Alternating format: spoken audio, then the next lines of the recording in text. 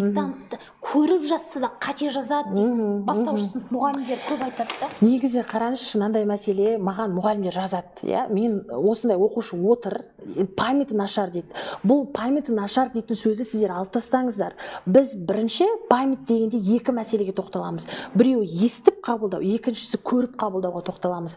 Балада көріп қабылдау бұзылса, ол әріптерді теріс жазады, сандарды теріс жазады. Тіпті келесі кітаптан көшірген кезде қате жазуы мүмкін. Бұл көріп қабылдаудың, яғни көріп есте сақтау дейінші, ғылыми айтқанда көру гнозисінің бұзылысы деп аталады.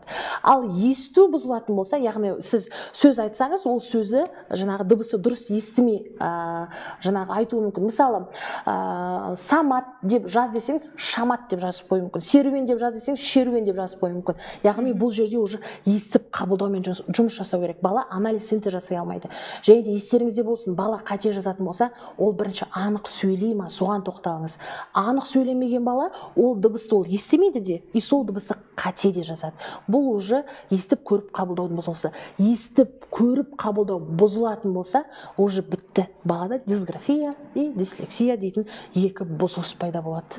Осындай мәселе. Ол уже ауқымды тақырып. Мынаны